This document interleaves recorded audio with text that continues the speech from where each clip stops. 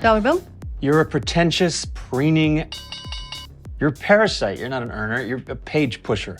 Let's talk about finance lessons from the 5th episode of Billions Season 3, based on my work experience at Goldman Sachs in New York City, and based on my work experience at the top hedge funds in the world. Now, please like, comment, and subscribe, and stick around, because at the end of this video, I'm going to grade the episode for Wall Street Realism with a buy, hold, or sell rating. Now, in this episode, Axe's most unethical trader, Dollar Bill, picks a fight with Spyros, who is the head of compliance, who freaks out as Dollar Bill destroyed his really cheesy Porsche Boxster. Why did this happen? Partially because compliance won't let Dollar Bill do a short trade or buy a credit default swap, which we will discuss in a lot of detail in this video. Now, it all started with this trade right here. I'm here with Dollar Bill.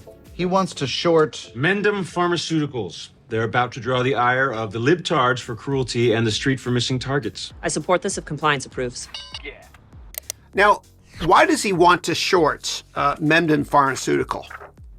Because of this conversation with an employee of Mendum.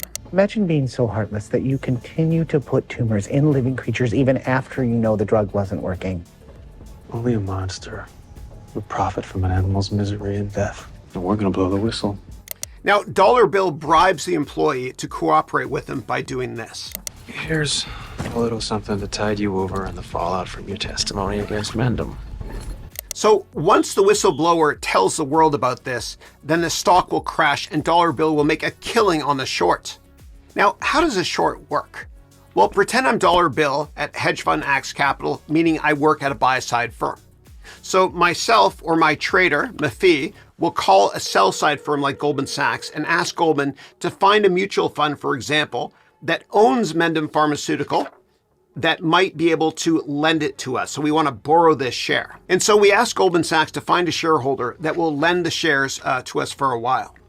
Now, Goldman Sachs then calls their clients, like mutual fund giant Fidelity, for example, and says, hey, I have a client that wants to borrow your shares of Mendum Pharmaceuticals. I'll give you 50 cents per share if he can borrow it for a few weeks, for example. Then Goldman Sachs tells me, hey, I will lend you this share for a few weeks and I'll charge you a $1 fee, so Goldman Sachs makes money as well.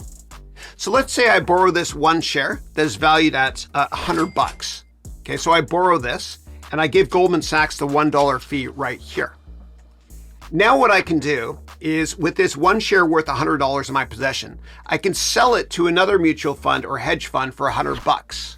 Okay, and what I do is when I sell it, I collect $100. Okay. Then a few days later, awful news comes out on Mendum Pharmaceutical and the stock drops to $50. I then buy back that share for $50. Great, so I just made $50. Then what I do is I return this share to Goldman Sachs and I just made $50 or $49 after the $1 fee. Now, why would Spyros, who is the head of compliance, not approve of this short trade? And I can't approve the Mendum short. Are you Kidding me? There's research. That's not research. I know research. I've been aware of your moves ever since my time at the Securities Exchange Commission. So larger hedge funds all have a compliance department whose job is to block any trades that might be unethical or get investigated by the Securities and Exchange Commission because of insider information or other ethical violations. And the writers of Billions could not have created a better head of compliance than Spyros, as he is your stereotypical cheesy compliance lead, and many hedge fund employees hate dealing with compliance, as we see in this episode. And some hedge fund portfolio managers and analysts look down upon compliance directors who only make a few $100,000 per year and don't take on any capital risk. You mother needled it! 6-figure pants! Now, what some hedge fund employees need to understand is that the compliance role is crucial and that they are on the same team. Stop this steel cage match right now. No, I am the last line of defense, keeping us all out of prison. To be fair, Spyros is completely right. One compliance breach can send you to jail and shut down the entire firm, and so please respect compliance. Now, when I worked for larger hedge funds, we also had an on-site psychiatrist like Wendy here in this next scene, who in real life used to work at a hedge fund. Calm down, shut up, and get into my office, both of you. Was this couples therapy? Is this what couples therapy is like? Now, I once worked for a portfolio manager who got into a screaming and almost a physical fight because he was trading another portfolio manager's stocks. And as a result, our entire team had to go through therapy like this right here, which was so painful. So what does Dollar Bill really think of Spyros? Dollar Bill?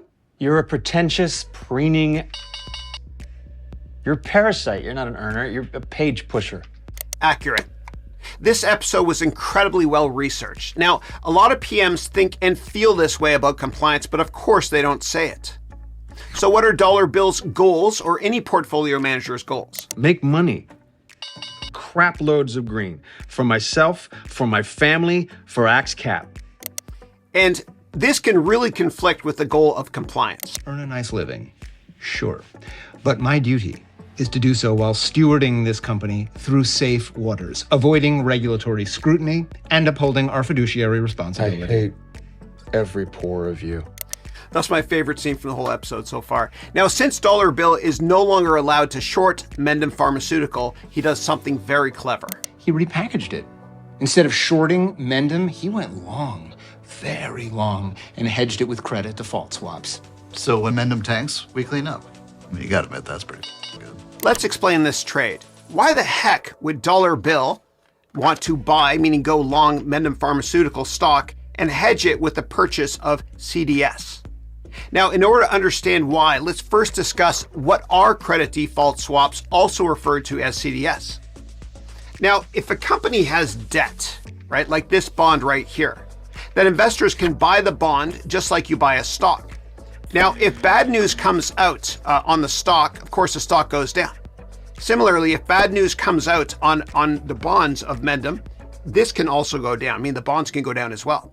Now, if bad news comes out on Mendum, then the sell-side firms like Morgan Stanley or Goldman Sachs might downgrade the stock from a buy to a sell rating, for example, which of course would cause Mendum's stock to go down. Now, if really bad news comes out on Mendum Pharmaceutical, then companies that rate bonds like S&P and Moody's would downgrade the debt rating on this bond from, say, A-rated to B-rated, and this would also cause the bond to go down in value. So if you own this bond and you want to buy an insurance policy on it so you don't lose money if it goes down, then what you can do is you can buy what's called a credit default swap right here. So if the bond goes down, then the value of the credit default swap goes up. Now, why is it called a credit default swap? And how can we buy these things? Well, CDS stands for C for credit, meaning the debt. D stands for default, meaning if Mendum defaults on the bond and can't make the bond payments. And S right here stands for swap, meaning if you own the CDS, you swap the risk of default to somebody else on the other side of this trade. So how can we buy these things? Well, buying a stock and buying a bond is pretty easy to do. You can just buy it from brokers or online. But with a CDS, what you do is you buy the CDS directly from the party that is selling it and not using an exchange like the New York Stock Exchange. So a buy-side firm like Axe Capital would call an investment bank like JP Morgan or Goldman Sachs and say, hey, I want to buy a CDS on Mendum Pharmaceutical. Then the investment bank would create the CDS and sell it to Axe Capital. Now, for the most part, retail investors like you and I usually don't transact in credit default swaps. It's really for larger institutional buy-side investors like Axe Capital. Now, with a life insurance policy, let's say I get life insurance for just 1 month and I pay a tiny fee for it, and I'm worth more dead than alive. So if I die within 1 month, my family gets a massive amount of money. If God willing, I don't die within 1 month, then the amount of money that I spent on life insurance for the month would be worth nothing. And it's the same thing with a credit default swap as well. If I buy this credit default swap insurance product for short-term insurance protection, for example, and I'm keeping this simple, but if I buy this CDS insurance product for 1 month of insurance against a debt default on Mendum Pharmaceutical, and within 1 month, no bad news comes out on Mendum, then this CDS here expires worthless. It's kind of like buying a put on a stock. It can also expire worthless. Now, enough of the theory. Who made a killing in 2008 on owning credit default swaps when we were within 24 hours of bank machines not working? John Paulson and his hedge fund Paulson and Company made $15 billion doing this. So how did they make a killing? Well, Paulson, which is a buy-side firm, meaning a hedge fund, what they did was they called the sell-side firm Goldman Sachs, and they said this: I want to buy a credit default swap, meaning this thing here, okay, which is an insurance product, on debt related to subprime mortgages, meaning really, really crappy mortgages, as you can see right here. So Goldman said, sure, we will structure the CDS. And what you can do is this. You can buy this Abacus collection of crappy housing subprime mortgages, okay? It's a collection of them here. And so here in my hand is the actual Goldman Sachs Abacus crappy mortgages pitch. And page 2 right here, you get this online, it's awesome. But page 2 right here, and it's very hard to see, but on page 2 here, it says that there's many highly rated, meaning A to AAA rated loans in this subprime collection right here. And then in page 3, again, very tough to see, but there's a diversified set of portfolio contents. And then on page 4 here, it says that the debt is rated by S&P at A level and for the most part above A. Now the way the ratings work is AAA is the best, then AA, then A, then BBB, then BB, etc. And in 2008, smart hedge funds like Paulson realized that, wait a second here, the ratings agencies like S&P and Moody's are wrong. They're wrong because their ratings should be much, much lower on subprime mortgages. And so what they did was Goldman Sachs sold a credit default swap on this Abacus collection of subprime mortgages here. And when Paulson bought this credit default swap, he knew that a lot of the subprime mortgages, meaning loans like bonds in the Abacus investment vehicle, would default, and therefore this CDS that he bought would go up big time. Now, Abacus here is a collection, we know, of subprime debts. And Abacus is called a CDO, meaning this is a mortgage-backed security that consists of CDOs, which stands for collateralized debt obligation. So who the heck owns crappy CDOs like this? I did. I did too. Of course, Bear Stearns and Lehman did, and these firms went bankrupt in 2008. Now, in terms of the massive profit for Paulson, when the housing market crashed in 2008, the value of the underlying subprime mortgages in the Abacus portfolio here plummeted, leading to the default of securities in this CDO. And as a result, the CDS contracts that Paulson owned made a fortune, with Paulson and Company earning billions of dollars from these positions. And the Abacus CDO itself, of course, collapsed. So now it should make sense how Dollar Bill might make a fortune owning the credit default swaps on the bonds, meaning the debt of Mendum Pharmaceuticals. But why the heck would he buy the stock in size if he knows the stock would go down? Well, here is why I need to make a couple of minor assumptions, as Mendum is not a real company. So first of all, we have to assume that Mendum is a mid-cap that has decent liquidity, and enough liquidity that Axe Capital can buy the crap out of it and push the stock way, way up a lot. Now, stock market manipulation is against the law. And this is why Spyros was upset that Dollar Bill wanted to buy the heck out of Mendum.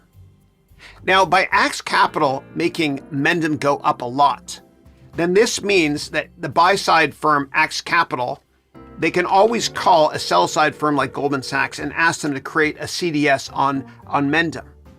Then Goldman Sachs or whoever is on the other side of the CDS would think, hey, the stock is going up a lot, therefore really good news must be coming. Therefore, Goldman does not expect the debt on Mendum's bonds to be downgraded by a ratings agency like S&P.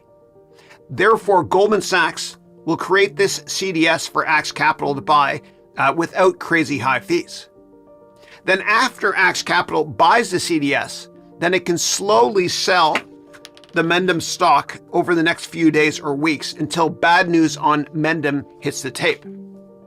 And this explains the Mendum investment. Now, Spyros blocked this trade as well, which is why Dollar Bill crashed Spyros' cheesy Boxer Porsche.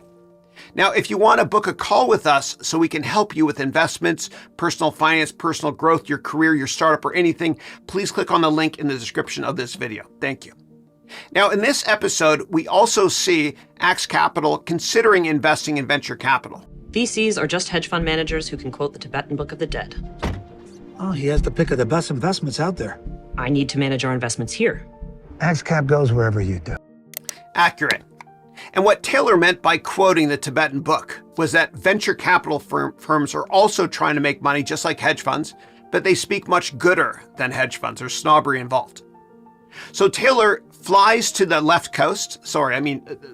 West Coast, to meet with a prominent San Francisco-based Bay Area venture capitalist and see the venture capitalist portfolio of companies to potentially invest in. Let's hear what you have to say, Darren. Everyone loves table service, an app that connects millennial diners to their favorite tables. I knew this whole thing was a waste of time. Accurate. Taylor hates the deal partially because OpenTable owns the market. And if the venture capital firm already owned a position in that startup in, say, their A round or B round, then the VC is biased as they're a stockholder and they want to have the dumb money do the C round at a higher valuation. And if you want to see a video I made on Venture Capital 101, please see my reaction video to episode 4 of season 3. The link is in the description of the video as well. Now, when I worked in the venture capital sector here in the San Francisco Bay Area, I went to a Goldman Sachs sell-side conference at the Palace Hotel where hundreds of hedge funds sat in the audience watching an interview with Bill Gurley, who is the rock star VC from Benchmark Capital, as played by Kyle Chandler in the Super Pumped TV series about Uber. And during the conference, Bill Gurley looked at the audience, at all the hedge fund portfolio managers and analysts, and he said this: all of you hedge funds out there investing in private companies, just stop doing it because you don't know what you're doing. Now, the audience was pissed. Now, since hedge fund performance is not nearly as good as it was before, a lot of hedge funds invest also now in venture capital.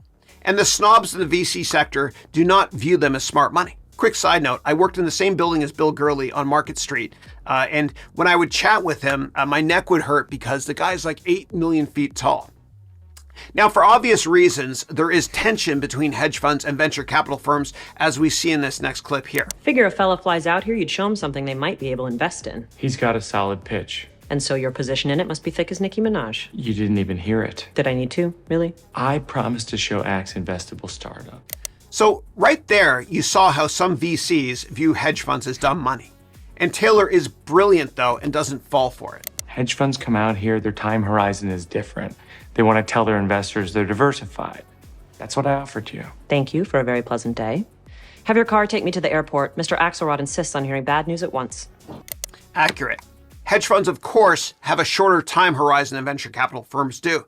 Now, if hedge funds invest in venture capital, they often invest in later stage private companies, meaning later rounds like the D round, and usually closer to an IPO, so they can get a big return that moves the needle on their fund's performance. But what some unethical hedge funds do is if they have a really bad month performance-wise on their stock portfolio, they might mark up the value of their VC investments in that month. Let's talk about grading of this episode for Wall Street Realism with a buy, hold, or sell rating. The episode was incredibly well researched, and it's my favorite episode. The brilliance of the CDS trade shows a sophisticated way to profit off of bad news. Although the episode could have done a slightly better job explaining why Dollar Bill wanted to go long Mendum Pharmaceuticals. The episode also accurately showed the personality and disrespect that some hedge fund analysts and portfolio managers might have for compliance. Although they might think this, they would certainly never say it like Dollar Bill did. And what was also accurate about the episode was how Wendy, who used to work for a hedge fund in real life, perfectly plays the roles of the on-site psychiatrist, which larger hedge funds often have on site, which is a concept pioneered by the late great hedge fund founder Julian Robertson. And the actress that plays Wendy was actually trained for the role in real life by one of my heroes, who's Tony Robbins. Please go to Tony Robbins' in-person UPW event. It'll change your life as it did for me. In fact, when I worked in venture capital, we introduced Tony Robbins to the CEO of one of our portfolio companies, and Tony convinced me to quit finance and teach instead. I'm glad he did. One more thing. The episode also accurately showed the often strained relationship between hedge funds and the venture capital firms. As a result, I'm going to give this episode a buy rating. Please like, comment, and subscribe, and I will see you soon in our next reaction video when we react to episode 6 of season 3. Thank you.